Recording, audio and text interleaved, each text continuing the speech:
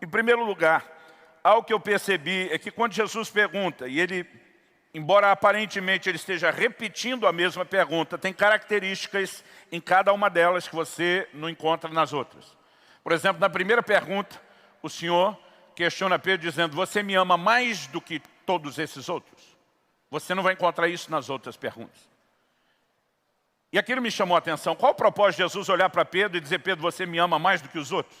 Será que Jesus queria criar algum tipo de competição? The Love Contest, alguma coisa do gênero? Não.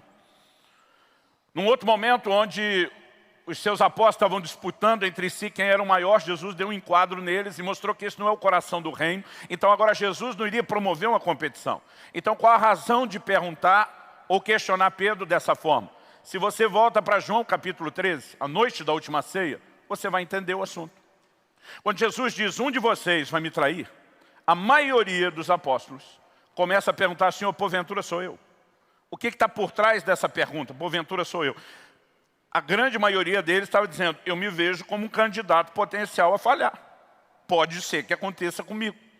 Mas enquanto a maioria deles está falando dessa maneira, o discurso de Pedro é outro: Senhor, por ti eu daria a minha vida. Tipo, eu não só não sou esse cara, como eu morreria por você. Aliás, a Bíblia diz que Pedro se vira para o João, que estava com a cabeça reclinada no peito de Jesus, e pergunta para ele: pergunta quem é. Por trás desse pergunta quem é, para mim eu não vejo só curiosidade. Eu vejo um Pedro dizendo: bota a mão no fogo por mim e por você, João, por nenhum dos outros 10. A verdade é que Pedro se achava. Ele achava que era o cara. Não, achar que é o cara ainda é um nível inferior do que Pedro estava. Pedro tinha, que um tempo atrás, brincando, né, eu falei que era um outro nível. Eu chamei de o Speed Romário. Só os mais velhos vão entender. Em 1994, quando o Brasil se classificou para a Copa do Mundo, que nos rendeu o tetracampeonato, a gente estava correndo o risco de pela primeira vez não ir. Nós tivemos uma partida, se não me engano, contra o Uruguai, né? E o resultado foi definido pelo Romário, um atacante, né, que teve um nome aí na história do futebol do país. Alguns jornais noticiaram no dia seguinte: Romário 2, Uruguai 0. Ele virou herói nacional. E na entrevista coletiva depois do jogo, daquela época onde se transmitia em cadeia nacional, Romário disse que quando ele nasceu, Deus olhou para ele e disse: esse é o cara. Então o que é o espírito de Romário? Não é quando o cara acha que é o cara, é quando o cara acha que até Deus acha que ele é o cara. Ou seja, é o mais alto nível de ser o cara. Então Pedro estava mais ou menos nesse modo. Ele achava que morreria pelo Senhor. E não acho que Pedro tentou trollar Jesus, né, enganá-lo. Ele acreditava nisso. Eu não julgo. Eu lembro de uma época, ainda adolescente, eu vi um pastor pregando, era um outro assunto, mas no final eu estava tão tocado por Deus que sem ninguém chamar, sem ninguém fazer um apelo, eu saí do meu lugar, levantei, fui lá na frente, dobrei o meu joelho e falei: Senhor, estou consagrando a minha vida para ser um mártir da causa do Evangelho. Eu achava que eu amava a ponto de morrer, por isso que eu fui lá. Não acho que Pedro, naquele momento, realmente tivesse qualquer outra intenção de mentir, a não ser o fato de que ele acreditava que era isso tudo. Agora, eu vejo o Senhor Jesus encontrando um Pedro depois que a maionese já tinha desandado, como a gente diz lá no sul. Porque quando Pedro diz: Senhor, por ti eu daria a minha vida, Jesus dá a encarada messiânica no Pedro e diz: você morreria por mim, Pedro? E diz: ainda essa noite, tipo, não vai nem demorar. Antes que o galo cante, você vai me negar 3 vezes. E você conhece a história. Pedro negou o Senhor todas as 3 vezes. Mas antes de falar da negação, a gente tem que ir para o Getsemane. No Getsemane, o Senhor Jesus, quando foi preso, a gente tem que dar um desconto. Pedro até tentou defendê-lo. Ele puxa uma espada. A Bíblia diz que ele cortou a orelha de Malco, servo do sumo sacerdote. Cá entre nós, eu não sei se eu que assisti muito filme de gladiador, mas eu acho que Pedro não queria a orelha quando ele deu o golpe. Eu, pelo menos, teria tentado o pescoço, a jugular. Imagino quando ele dá o golpe, o outro, no susto ou no reflexo, faz a esquiva, e ele conseguiu arrancar só um pedaço da orelha. Jesus dá uma bronca em Pedro, manda guardar a espada e ainda cura a orelha do cara. Deve ter sido muito frustrante para aquele espírito de guardião do Pedro. Mas logo depois disso, eu acho que a conclusão de Pedro deve ter sido algo do gênero: se o Senhor realmente quer ser preso, com a probabilidade de ser morto, Deus te abençoe. A Bíblia diz, cumpriu-se a escritura que diz, ferirei o pastor e o rebanho dispersará. Não ficou um. O Evangelho de Marcos conta que havia um jovem enrolado num lençol. Alguns estudiosos acreditam se tratar dele, por ser o único que relata isso, não dá para dizer com certeza, mas que quando os guardas tentaram prender, largou o lençol na mão dos guardas e fugiu nu, tamanho desespero. Isso mostra que não houve uma tentativa de prender só Jesus, mas os que com ele estavam, mas a galera toda correu. Só que o capítulo 18 de João diz que Pedro e João, eles foram seguindo Jesus à distância. O que é essa distância? Aquela medida de segurança. Se tentar pegar a gente de novo, a gente corre. Se não tentar, nós vamos acompanhando o processo. E é de terem seguido a distância que eles acabam entrando no Sinédrio. É ali que Pedro nega o Senhor as 3 vezes. E quando finalmente o galo canta, a Bíblia diz que Pedro caiu em si, ele chorou amargamente. Pedro viveu uma crise enorme, sem precedentes. A crise de ter descoberto que ele não amava o Senhor, tudo aquilo que ele achava que amava. E agora quando Jesus encontra e pergunta, e aí Pedro, você me ama mais do que esses outros? Para mim, por trás da pergunta está o questionamento, você ainda acha que é o cara? Uma outra coisa que me faz entender que o propósito da pergunta envolve o que eu chamaria, esse é o primeiro tópico que eu quero destacar, uma autoavaliação sincera. Eu creio que Cristo está levando Pedro e Ele quer levar cada um de nós a uma autoavaliação sincera. Onde estamos em relação ao nosso amor para com o Senhor? Jesus pergunta a Pedro, tu me amas? No grego, agapau, uma derivação de ágape, o amor sacrificial, o amor perfeito. E Pedro responde, tu sabes que eu te amo, filéu. Quando saiu só o Novo Testamento, em 1994, a época que Deus falou isso comigo, a gente só tinha um Novo Testamento da NVI, a Nova Versão Internacional. Aquela primeira edição publicada, né, pela Sociedade Bíblica Internacional tinha traduzido esse texto assim, Pedro, tu me amas? E a resposta de Pedro é, tu sabes que eu gosto de você. Você imagina a moça perguntando para o rapaz, namorado ou noivo, benzinho, você me ama? Ele respondendo, te considero muito. A encrenca que esse cara se meteu não é nem o que ela está perguntando, muito menos o que ela quer ouvir. Agora, eu sei que não dá para fazer exegese em cima do jogo de palavras da tradução, mas quando você adiciona ao fato de que tudo, né, como a própria pergunta, você me ama mais do que os outros, leva na direção de uma autoavaliação, eu particularmente acredito que isso não é só um jogo poético de troca de palavras. Porque na segunda pergunta, Jesus insiste, tu me amas, agapau, e Pedro, na segunda resposta, insiste, tu sabes que eu te amo, filéu. Filéu, amor de amigo, amor de irmão, fraternal, é um pouco menos. É quase como se para a geração dos meus pais alguém dissesse, respondesse assim, amar eu amo, mas não é aquela Brastemp, não é aquelas coisas.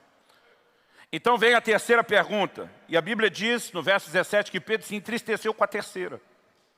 A Bíblia não diz que ele entristeceu com as 3, com a insistência, mas com a terceira. O que é que tem de diferente na terceira? Na terceira, Jesus, que não conseguiu trazer Pedro para a discussão do nível de amor que ele está falando, agapau, ele desce para o nível de Pedro e pergunta, tu me amas, filéu? E para mim a terceira é o golpe de misericórdia. É quase como alguém dizendo, é só isso que você tem para me oferecer? A Bíblia diz que Pedro não só se entristeceu, mas ele diz, tu sabes todas as coisas. O que é que está por trás desse tu sabes todas as coisas? Ele está dizendo, lá atrás eu achava que era o cara, o senhor já sabia que não era. Não adianta eu tentar responder nada diferente do que a verdade. Tu sabes que eu te amo, filéu. Em outras palavras, amar eu amo, mas não é isso tudo. E eu lembro quando eu entendi esse princípio da autoavaliação sincera. Entendi não apenas o que a Bíblia está falando a respeito do que aconteceu com Pedro, mas eu entendi isso num ambiente, uma manifestação de Deus, onde parece que eu fui exposto, desnudado. É como se naquele momento eu conseguisse entender que o meu amor também não era aquela Brastemp, não era aquelas coisas. E eu chorei muito com a constatação daquilo. E o nível de consciência de que eu estava em falta com Deus era tão grande que eu pensei, se está só no começo da mensagem, eu estou nesse nível, falei até o fim, ele acabou comigo. Mas quando Deus falou comigo, a segunda coisa que eu quero trabalhar aqui, isso na verdade me trouxe muito ânimo e muito encorajamento. O primeiro tópico é que todos nós precisamos de uma autoavaliação sincera a respeito do nível do nosso amor para com o Senhor. Mas o segundo é que o amor pode crescer. O propósito de Jesus, levar Pedro a constatar que ele não estava onde deveria estar, não era para desanimá-lo, não era para gerar culpa, condenação e nem desistência, era para encorajá-lo a alcançar aquilo que ele ainda não tinha alcançado. E de onde podemos presumir isso? Agora eu quero que você vá comigo para os versos 18 e 19 de João 21. Na sequência, Jesus diz para Pedro, em verdade, lhe digo que quando era mais moço, você se cingia e andava por onde queria. Mas quando você for velho, estenderás as mãos, outro cingirá e o levará para onde você não quer ir. Durante muito tempo, nas minhas Bíblias de estudo, eu botava um ponto de interrogação do lado do versículo 18. Era um sinal meu para dizer, tem mistério aqui. O que demorou para eu perceber, né, é que a resposta estava no verso 19. O texto diz, Jesus disse isso para significar com que tipo de morte Pedro havia de glorificar a Deus. E depois de falar assim, Jesus acrescentou, segue-me. Então olhe para cá.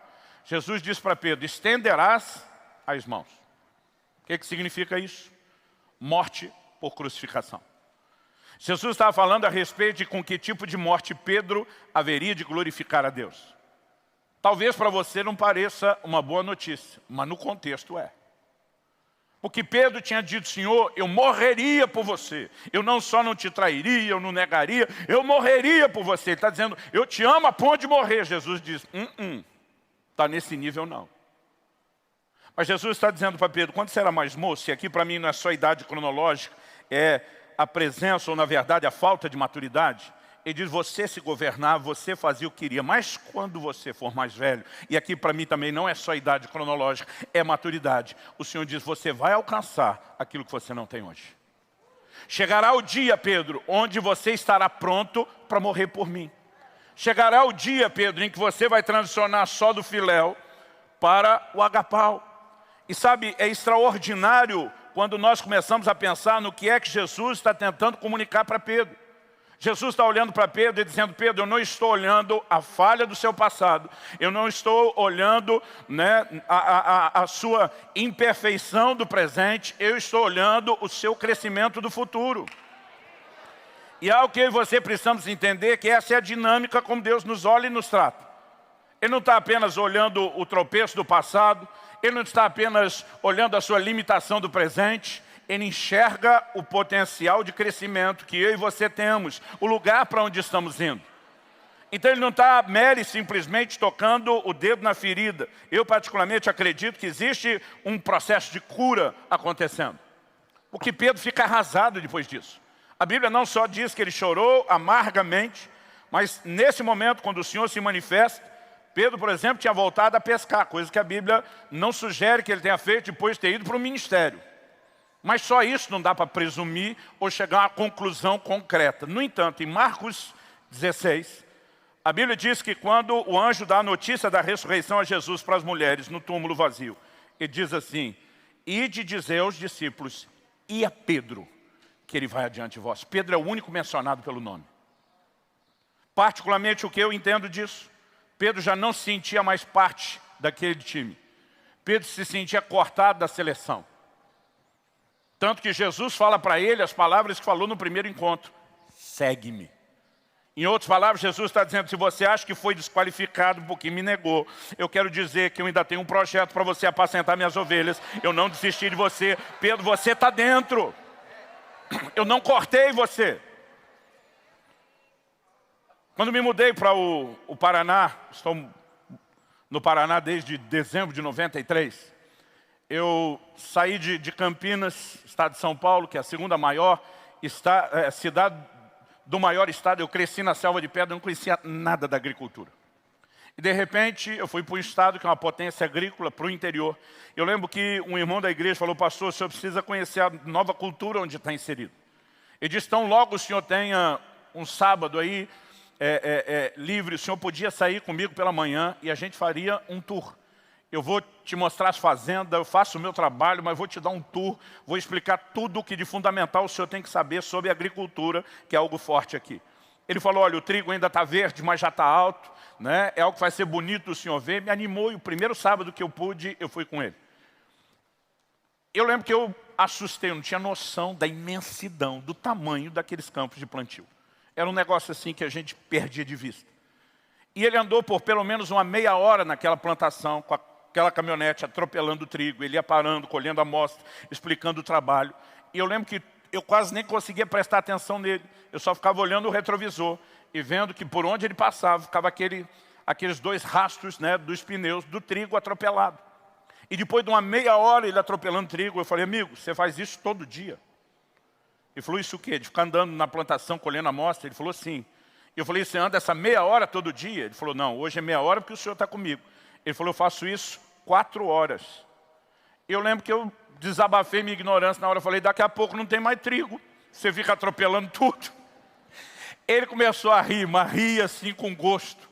Eu lembro que ele parou a caminhonete e falou, pastor, desce. Eu falei, não, você me pegou na cidade, não vai me largar aqui não. Ele falou, não, por favor, desça para eu te mostrar uma coisa. Aí nós descemos. Fomos atrás da caminhonete, aquele trigo está no chão, atropelado, onde ele passou. Ele aponta o dedo e falou, o senhor acha que isso não levanta? Eu falei, eu acho, eu tenho certeza que não levanta. Foi um carro comum, deve pesar em torno de 1 tonelada, essa caminhonete, pelo menos umas 2. Eu falei, isso aí não levanta. Ele falou, pastor, levanta. Eu falei, não levanta, levanta, não levanta. Ele me disse, pastor, dá uma olhada mais ou menos para o seu lado esquerdo, mas faz o seguinte, abaixa e tenta nivelar o seu olhar na altura do trigo. Ele cresce todo para ele. Ele diz, vê se o senhor acha uma diferença nesse trigo que é aparelho. E eu olhei naquela direção e eu consegui achar 2 carreiros, que eram mais de 1 palmo estendido, menor do que os outros. Ele falou, o senhor achou os 2 carreiros? Eu falei, achei. Ele falou, compara a largura do carreiro e a distância entre um e outro. Eu olhei bem, olhei atrás da caminhonete, olhava aquilo. Eu falei, não, você não está dizendo passou ali e levantou. Ele falou, ali faz umas 2 semanas. A minha cabeça parece que explodiu, dizer, não, não, não, não, não, impossível. Ele falou, pastor, olha para esse lado direito, aquele eu nem precisei abaixar muito. Estava mais de 2 palmos abaixo. Ele falou, ali a semana passada, o trigo levantando. Eu falei, amigo, não pode se levantar, é impossível ficar batendo nisso. Ele falou, vou te mostrar o que a gente faz para tornar impossível. Aí ele simplesmente se ajoelhou. Ele disse, para tornar impossível não é a caminhonete passar em cima. Ele falou, é com 2 dedos. E ele pegou um daqueles trigos quebrados, e ele foi no lugar do caule, da cana quebrada, e ele esmagou o trigo com o dedo. Ele falou, esse não levanta mais. Ele falou, é lógico que eu estou falando do trigo verde, não maduro. Mas no momento que ele falou, se esmagar o lugar onde quebrou, não levanta, eu lembrei da profecia de Isaías. Não esmagará a cana quebrada, e nem apagará o pavio que fumega. E pela primeira vez eu entendi o significado, não importa o que foi que te atropelou ao longo do caminho, Ele não vai roubar de mim e de você a esperança de nos reerguermos, a esperança de nos levantarmos. Jesus não está expondo aquela situação para dizer, Pedro, você não presta, você não serve, eu não te aproveito. Aliás, há o que eu e você precisamos entender justamente porque Ele não enxerga só o tropeço do passado, a limitação do presente, mas para onde estamos indo. Pense em alguém que acredita em você, Deus, mais do que sua mãe. Que mãe é mãe, fala sério. Ouvi uma história uma vez de uma mãe que foi ver o filho desfilar na parada militar. Ele disse que o menino conseguiu a façanha de marchar no compasso trocado da tropa o tempo todo. Quando todo mundo erguia a perna direita, ele à esquerda, e ele foi ao contrário. Diz que a televisão filmou ele. Não sei como acharam a mãe. Foram perguntar para ela, como a senhora sentiu vendo seu filho marchar no compasso trocado, errado? Ela falou, meu filho não fez nada errado, quem estava errado era o resto da tropa. Que mãe é mãe. Mas deixa eu te dizer, Deus acredita em você mais do que sua mãe. Mas diferente da mãe, não é que Deus não quer enxergar o que é errado, Ele enxerga algo mais do que o que você fez de errado. Então, basicamente, o que Jesus está tentando comunicar para Pedro é, agora que eu te fiz perceber que você não ama o tanto que deveria, eu não quero apenas que você se sinta mal com isso, ou condenado, ou reprovado, ou descartado. Eu quero te encorajar, Pedro, você pode chegar lá. Ou seja, a segunda coisa que eu percebi aqui é que o nosso amor pode crescer. E naquele dia eu estava arrebentado, porque eu descobri que o meu amor também era um filéu, e um filéuzinho de nada.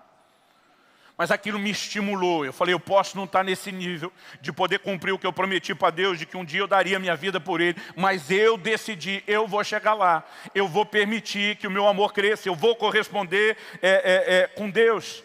E isso foi uma reviravolta dentro de mim. Mas em terceiro e último lugar, Deus me fez compreender que o amor não se expressa só em palavras, mas por meio de ações. Em 1 de João, no capítulo 3, no verso 18, a Bíblia diz, amados, não amemos de boca e nem de língua, mas de fato e de verdade. A Bíblia não está dizendo que não deve haver declarações de amor, mesmo para com o Senhor. ela está dizendo que não adianta apenas falar e não fazer. A Bíblia está dizendo que as nossas ações têm que fazer coro com as nossas palavras. E algo que eu compreendi com clareza naquele dia, e talvez esse seja o ponto principal do que eu quero deixar aqui hoje para o seu coração, é que quem ama, trabalha. Cada uma das 3 vezes que o Senhor pergunta, Pedro, você me ama? Sim, eu te amo. E diz, então apacenta as minhas ovelhas. Pedro, você me ama? Sim, Senhor, não é aquela Brastemp, apacenta as minhas ovelhas.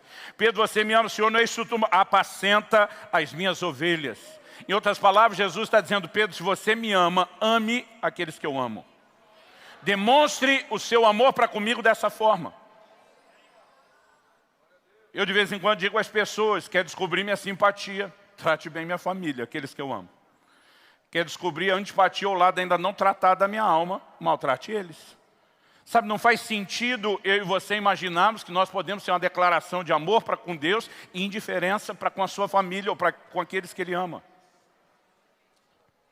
Eu sei que muitas vezes até a gente achar o ponto de equilíbrio, a gente fica navegando nos extremos. Quando eu era garoto, eu era parte de uma igreja onde a gente era absurdamente ativista. Eu lembro que domingo era o dia da canseira. A gente chegava cedo para a escola bíblica dominical, depois tinha o culto. Depois do culto, eu era o filho do pastor que ia atender todo mundo. A gente era os últimos a sair. Dependendo do dia, a linha de ônibus pegasse era 2 ou 3 para chegar em casa. Eu e meus irmãos sabiam que domingo era o dia de passar fome. Mas à tarde ia ter visita, ia ter culto ao ar livre, depois tinha o culto da noite. Eu nunca entendi porque que a gente tinha o culto da manhã e o da noite no domingo, mas nós estávamos lá de novo. Era algo assim, você não tinha dificuldade para mobilizar pessoas. Aliás, deixa eu dizer algo, nós estamos vivendo um tempo delicado e a gente precisa acordar para isso. Há uma cultura de consumo se desenvolvendo na mentalidade dos crentes. As pessoas querem chegar apenas para consumir. O camarada chega na igreja, ele quer o mais alto nível do ministério infantil, que tenha equipamento estilo uma Disney, tudo no alto padrão, porque senão ele vai para a concorrência. Mas se você diz para ele, pode ajudar a cuidar do seu próprio filho? Não, estou aqui para ser servido, não para servir. A gente tem que ter cuidado com isso, gente. Outro dia um irmão me fala no final do culto, não gostei dessa música que cantaram hoje. Falei, por acaso foi para você que nós cantamos? Agora não é mais para Deus, é para as pessoas. Daqui uns dias vão ligar para o líder do louvor, dizer, dá para tocar tal e dedicar para fulano de tal, como fosse a rádio. Fala sério. Nós precisamos, eu sei que houve uma época que a gente trabalhava demais a ponto de não ter tempo com o Senhor. A gente era exageradamente Marta e nada de Maria, mas agora em nome de descobrir comunhão com Deus, nós temos, com o perdão da palavra, uma geração vagabunda. Não, eu só quero estar com o Senhor e não quero fazer mais nada. Sabe, algo que eu tenho entendido é que esse terceiro ponto, ele talvez seja um termômetro para o primeiro e para o segundo. Se você quer descobrir, na hora de fazer autoavaliação sincera, se você realmente ama o Senhor, aonde você está em relação a isso, é só ver a sua disposição de serviço. Se você quer descobrir o que nós falamos em segundo lugar, se o seu amor está crescendo ou não, é só ver a sua disposição de serviço. Sabe, eu não estou dizendo que qualquer pessoa que trabalha esteja expressando amor. Na carta à igreja de Éfeso, em Apocalipse 2, o Senhor começa dizendo, eu conheço tuas obras, o teu labor e a tua perseverança. Para mim tem 3 níveis. Tuas obras, o povo ativo, o labor já é dedicado, mas a perseverança é o último nível.